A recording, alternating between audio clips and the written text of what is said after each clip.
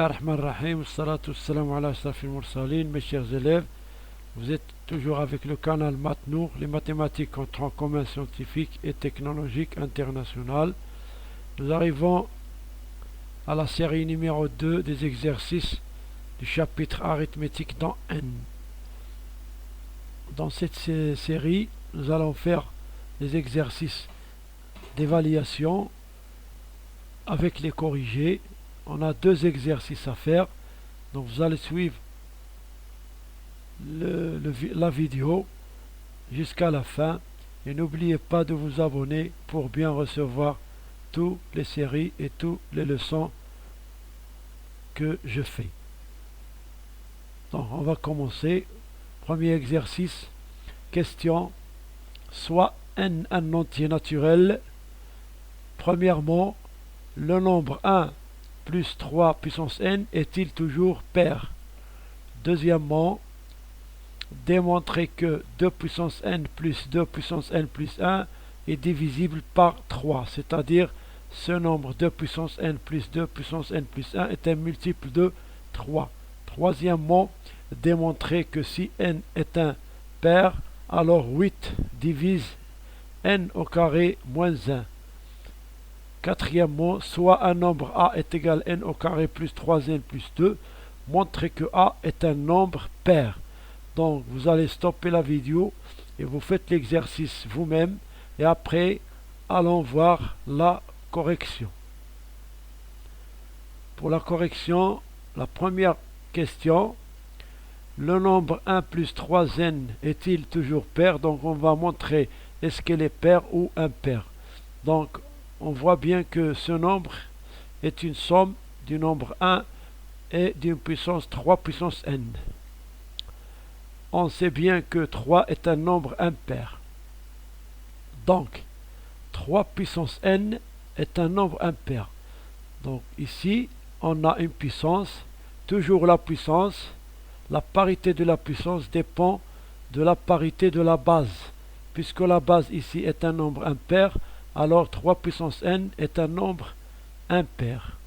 Si la base est paire, donc quelle que soit la puissance, alors la puissance elle est paire. Donc on a ici 3 puissance n est un nombre impair, donc 3 puissance n plus 1 est une somme de deux nombres impairs, parce que 1 est impair, 3 puissance n est impair, donc on sait bien que la somme de deux nombres impairs est un nombre pair. Alors 3 puissance n plus 1 est un nombre pair. Donc il est toujours pair. Pour la deuxième question, on va démontrer que 2 puissance n plus 2 puissance n plus 1 est divisible par 3. On a 2 puissance n plus 2 puissance n plus 1. Donc ici, on va utiliser quoi? La propriété de la puissance. Le produit de deux puissances de même base est égal à une puissance de base qui est la somme des deux bases, des exposants, la somme des deux exposants, n plus 1. Donc ici, on a développé ça, on a écrit sous forme de produit 2n puissance 2 puissance n fois 2 puissance 1. Puis, donc, on va factoriser avec 2 puissance 1. On aura 2 puissance 1 fois 1 plus 2. Puisque 1 plus 2 égale 3, donc ce nombre est égal à 2 puissance n fois 3. Donc il s'écrit comment? Il s'écrit 3k avec k égale 2 puissance n qui appartient à n. Donc le nombre qui s'écrit 3k est un multiple de 3. Donc le nombre 2 puissance n plus 2 puissance n plus 1 est un multiple de 3 et est divisible par 3. Pour la troisième question, donc on a troisièmement démontrer que si n est un nombre impair, alors le nombre 8 divise le nombre n au carré moins 1. Donc ce nombre n au carré moins 1, puisque n est impair, donc on va écrire n au carré moins 1 sous sa forme avec n égale 2k plus 1. Donc soit n un entier naturel impair, donc alors il existe un entier naturel k tel que n égale 2k plus 1, parce que n est impair. Donc puisque n égale 2k plus 1, alors n au carré moins 1 est égal à 2k plus 1 au carré moins 1, c'est une identité remarquable. Ici, on va la développer, est égal 4k au carré plus 4k plus 1 moins 1. Donc on simplifie ici par le 1. Donc il reste 4k au carré plus 4k. On factorise avec 4k. 4 fois k plus 1. Ce produit-là, il nous rappelle quelque chose. K et k plus 1. Donc, comme le k et le k plus 1 sont deux nombres consécutifs, alors leur produit est toujours un nombre pair. Puisque ce nombre est pair, il s'écrit comment 2k'. Il existe un entier k' tel que k fois k plus 1 égale 2k'. Alors, on va remplacer le k fois k plus 1 par 2k'. On trouve que n au carré moins 1 est égal à 4 fois 2k' est égal à 8k'. Donc ce nombre, il s'écrit 8 fois un nombre entier, alors il est multiple de 8, ou bien 8 divise ce nombre n au carré moins 1. Pour la quatrième question, quatrièmement, montrons que a, qui est égal à n au carré plus 3n plus 2, est un nombre pair. Donc on va utiliser la factorisation. Donc regardez bien et suivez la réponse. On a le nombre a est égal à n au carré plus 3n plus 2. Ce 3n, on peut l'écrire comment? On peut l'écrire n plus 2n. On a ici n au carré plus 1, n, on factorise par n. Ici 2n plus 2, on factorise par 2. On aura n fois n plus 1 plus 2 fois n plus 1. On aura, donc on factorise par n plus 1, c'est n plus 1 facteur de n plus 2. Ces deux nombres, donc ce produit, n plus 1 et n plus 2, ce sont deux nombres consécutifs. Donc on aura le nombre n plus 1 fois n plus 2 et le produit de deux nombres successifs ou bien consécutifs. Donc toujours le produit de deux nombres consécutifs, il est un nombre pair. Donc a est égal à n au carré plus 3n plus 2 est un nombre pair. Donc pour l'exercice 2, donc on passe à l'exercice 2. Les questions sont, donc premièrement, soit deux entiers naturels a et b tels que a inférieur à b et ab égale 1134 et le ppmc de a et b est égal à 126. Premièrement, déterminer le nombre de diviseurs de 1134, combien il a de diviseurs, déterminer le PGDC, le plus grand diviseur commun de a et b, et déterminer les nombres a et b. Donc, regardez bien l'exercice, faites vous-même l'exercice, vous commencez par le produit, donc décomposez-le, et vous trouvez le nombre de diviseurs. Donc, allons voir la correction. Pour la correction, l'exercice, la question numéro 1. Déterminer le nombre de diviseurs de 1134. S'écrit ND 1134. Donc, qu'est-ce qu'on va faire? On décompose le nombre 1134 en produit de facteurs premiers. On aura la décomposition avec la division. Donc, on le divise par 2. Donc, par 2, ça donne 567. Le nombre 567 n'est pas divisible par 2. On passe à 3. Parce que les nombres premiers qu'on utilise dans la division. On divise par 3.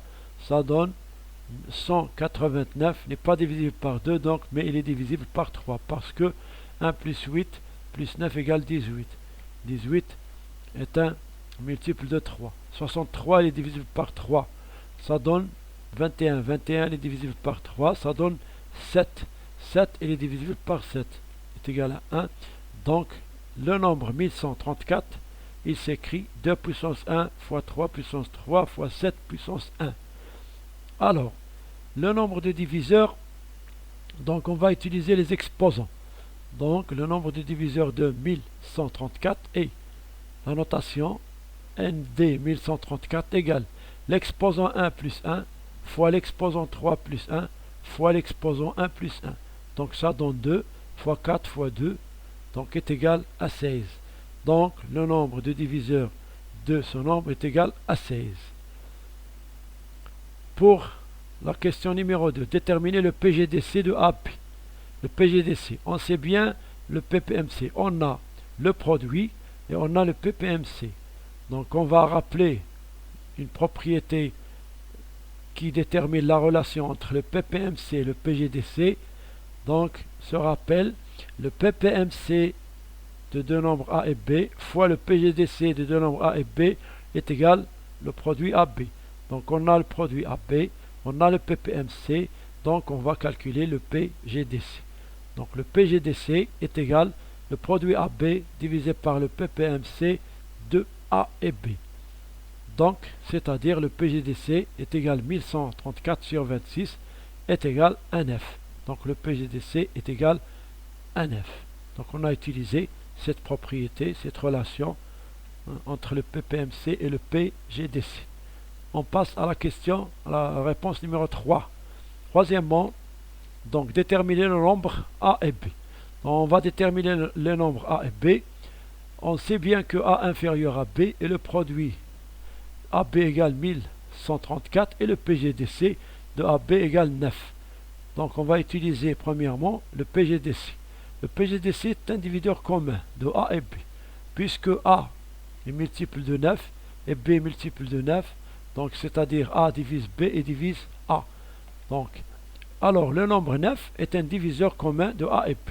Puisque le diviseur commun, donc il s'écrit, donc il existe un nombre A'B' tel que A égale 9A' et B égale 9B'. Et on sait bien, donc A fois B, donc A fois B par conséquent, A fois B égale 9A' fois 9B' est égal 1134. Donc 81 A'B' est égal à 1134. Donc A'B' égale 1134 divisé par 81. A'B' égale 14. Donc ici on a un produit A'B' égale 14. Donc c'est-à-dire les cas possibles qu'on a. Donc on a A'B' égale 1 fois 14. A'B' égale 2 fois 7. Donc on sait bien que A inférieur à B, c'est-à-dire 9A' inférieur à 9B', c'est-à-dire A' inférieur à B'. Alors,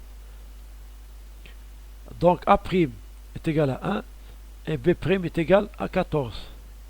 C'est-à-dire A égale donc 9 fois 1, c'est-à-dire 9A', et B égale 14 fois 9.